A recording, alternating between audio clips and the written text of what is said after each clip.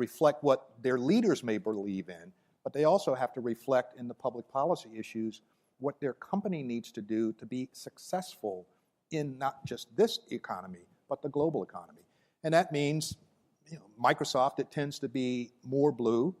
Well, they are much more involved with Trump than anyone would have ever imagined before he became president, because we know that public policy is an important issue that will affect the outcome of our company.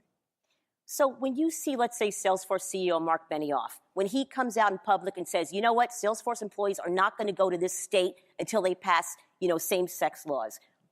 Very appropriate. Very appropriate. Because if you have a philosophical belief that's important to you as a leader and important to the company, then take a stand. To sit back and not take a stand is not the most appropriate thing to do. Now, Mark tends to be a little bit more out there than most. Mark is a very close personal friend. I've known him for many, many years. But he has a willingness to take a stand when others heretofore have not. But is that where a board comes in? Do they rein in CEOs that... Well, you have to go ask Colin Powell. He's on Benioff's board. So maybe Colin can tell you whether or not Mark should be reined in. I'm not from the school that says the board's job is to control the CEO. The board's job is to make sure that the governance model of the company is working, that we are delivering on the financial targets that we have set that are the expectations of our investors, that we have a thought process for how we will manage succession at the very top of the company, and that we have an underlying strategy that will, in fact, drive the financial outcomes that we want. That's the board's job. But all this day-to-day stuff that Benioff does and all this day-to-day stuff that CEOs do, that's not the board's job. And you don't want the board in the middle of that. Otherwise, it creates confusion. I had a struggle, quite frankly, when I was asked to consider the chair role at Microsoft, because I wasn't sure if I, as an outsider, could really have any influence with Satya Nadella as an insider when Bill was on one shoulder and Steve Ballmer was on the other. And the end result was Satya and I worked to build a relationship of mutual respect and trust that to this day has helped me, has hopefully helped him, and has certainly helped the company. And let's talk about Microsoft a little bit. Microsoft now is different than Microsoft 20 years ago, obviously. There was a lot of criticism about Microsoft being late to the game with mobile, and now we live in a mobile world. Microsoft is iconic for being a desktop software company. They've made the shift to cloud apps and services with Azure and with Office 365. What is Microsoft's core mission now? What are they known for right now, would you say? Well, I think if you were to ask that question of Satya, what he'd say is our mission is to empower every individual and every organization on the planet to do more. And that is to use the technology platforms or capabilities that we have so you can accomplish more either as an individual or as an organization. And I don't think that differs, quite frankly, for many of the companies that are in this space. I think what happens in tech more often than not is about every 8 to 10 years, the industry goes through some inflection point. And if you were to track my history, it went from mainframes to PC to client server to web to cloud, so mobile, so on and so forth. And companies, by and large, don't make every one of those transitions. And the questions for every company is, if you miss one, can you catch up? And it's inevitable that you're going to miss one, but can you catch up? And in the case of Microsoft, you could argue they missed mobile. You could also argue that they may not have gotten cloud right early enough. Well, fortunately, Satya was the guy who ran the cloud business for Microsoft, who is now the CEO of the company. He was the guy who ran the search business for Microsoft, who's now the CEO of the company. So he has a point of view that is very grounded in where the industry is going as opposed to where it's been. And I think that's a very good thing for Microsoft. Let's talk a little bit about these H-1B visas. Microsoft, of course, uses H-1B visas for to talent resources, as do a lot of other tech companies. Yeah. There have been critics that say that these doing so puts pressure on hiring Americans, and particularly people of color, Americans of color. What is your stance on that? I don't think that has anything to do with people of color per se, because the H-1B visa program is only a limited number of slots. I mean, it's less than 100,000 slots. And so if you look at Microsoft itself plus its vendor ecosystem or partner ecosystem is 200,000+ people. And so you cannot hold the H-1B visa program responsible for what we have not been able to accomplish inside our own community. Let's start with ourselves. Let's fix ourselves first, not blame someone else for this problem. Now, the H-1B program, quite frankly, is distorted.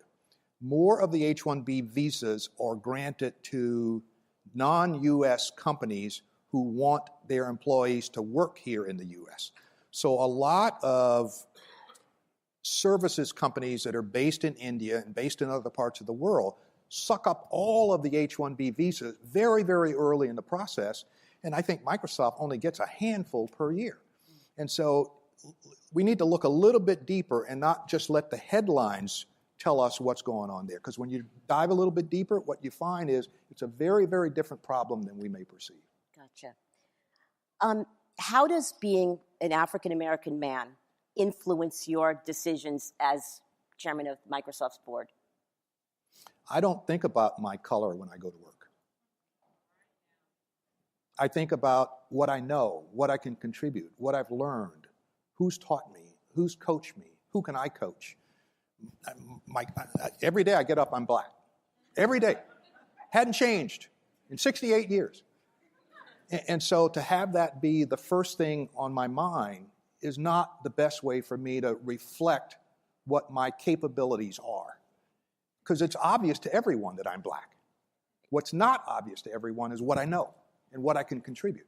And I better let that be the shining light as opposed to I'm black and I'm here to tell you that. Right. Right. You had made headlines. You were very adamant at one point when someone upheld you as the poster child for successful blacks in tech, and you said, no, I reject that. Well, that's almost the story. Okay. The story was the day I arrived in Silicon Valley, we put out the press release at 5 o'clock in the morning, which was 8 o'clock East Coast time. And by about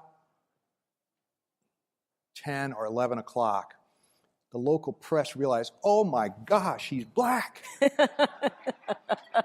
and so the calls started coming in because people wanted to come and do interviews with me, not because I was prepared and had been well coached and trained or any of those things. They wanted to have an interview because I was black.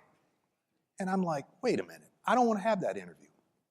So sure enough, the PR team says, look, John, you got to do one. I went, okay, fine. So we did the San Francisco Chronicle, and the reporter comes in, and he was advised as he walked through the door, do not raise the issue of his color or ethnicity. Do not. So sure enough, we go through the whole interview. We talk about my background. We talk about what I wanted to try to accomplish with the company, so on and so forth. And then he's done. And on his way out the door, he says, Mr. Thompson, can I ask you one final question? And I went, sure. And he says, what's it like to be the top African-American in Silicon Valley? And me, stupidly, pounded my fist on the table and said, I will not be the picture poster child for African-Americans in Silicon Valley. And that was the headline. Right, I remember. Yes, it was. So it was a little coaching lesson from the PR team for the rest of the day.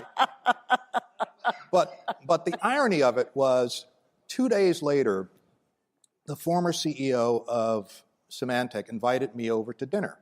And it just so happened that the owner of the paper was there. And so he asked me, what did I think of the article? And I told him I thought it sucked. And we went back and forth about why. And I told him I thought the guy had mischaracterized what I had said. And so he goes, okay, well, why don't we do another article? I went, nope, we won't do another article. He says, really? I went, really? I said, I tell you what, we'll do another article in 2 years. And so in 2 years, you can come back and you can write an article on either how well I've done or how poorly I've done. Not what color I am, but my performance in the job. That should be what matters. There you go. There you go. And he said, okay. So sure enough, 2 years later, I get the call. The company is doing wonderfully well. And he says, we want to write an article. I said, okay, let's write an article. So we write the article, and it's a very, very good article about Symantec. Our stock price had done very, very well. We'd done a pivot from being a consumer packaged software company to being the focused leader in security. And they did a little profile sidebar. And one of the questions they asked was, well, what do you like to do for fun? And my answer was, I love to hunt. I love to shoot birds. Well, I got more copies of Norton Antivirus in the mail for the next 6 weeks than you could ever imagine. Because this is California. Yeah. People don't like the idea that you do that in California. Yeah. And so I have had some very tough learning experiences in dealing with the press. That was another of them. Gotcha. Yeah. I could talk to you for like hours, but we do have to open it up to questions. So if anyone has a question for, I see a gentleman right there. Hi, my name is Dion. I'm the founder of Reflections. Talking to the mic. Closer? Yeah. Got it? All right. My name is Dion Pouncil. I'm the founder of Reflections. It's a video streaming service. Currently, I'm reading a book called Why Should White Guys Have All the Fun? Reginald Lewis, my frat brother, rest in peace. But my question to you specifically, as the chairman of Microsoft, are you guys interested or activating original branded content? So from a video streaming service, content is king, as we see, and we see what's going on in the political media. How have you guys entered into the original content space, seeing as though it's really leading the market as mobile did years ago? Well, we're already too late to be in that market. I mean, Netflix is clearly one of the clear leaders. Oh, by the way, Reed Hastings used to be on the Microsoft board. I took his role as the lead independent director in the fall of 2012 after I joined it. And so I don't see Microsoft necessarily now saying, oh, by the way, here's a great market opportunity that we ought to rush into, and we're late. We've done that a few times and not had the kind of outcome that we had hoped for. As a matter of fact, we just announced this week, I think it was, maybe last, that our record business or our music business, we're going to get out of that too, because we just haven't had the kind of success that we want to have in a given market. And so just because something is hot doesn't mean that everybody ought to stream in, no pun intended. But in this particular case, it's too late for us. There are too many people who are further along for us to think that we can build, in my opinion, a meaningful business in that space. John, thanks for being here. My pleasure. You mentioned earlier in your career there was a kind of an apprentice program, right? A training program with IBM. And I run a sales team for a software company that's based here in the Valley. And I struggle to find, candidates with that experience level. And we don't have that type of that apprentice program anymore. Is there a push to get something like that going again, where somebody can get their first 3 to 5 years and then move on to something else? Yeah, I would have to say that it's a dead art, not a dying art. The investments that companies like IBM used to make, in not just in its salespeople, but in its engineering talent as well, was significantly different than what happens today. Today, companies expect that you will come in with a certain set of skills that they can then mold into what they want you to be. And so they'll teach you a few basics about sales training. They'll teach you a few basics about engineering. They'll teach you a few basics about whatever the job area might be. But an 18-month program like the one I went through when I joined IBM some 40-some years ago now, they don't exist anymore. And I don't think we should ever expect that they will exist either, because the reality of education and training today is more of it's done online than done in a classroom. And much of what I was taught in a classroom, not online. So the issue for all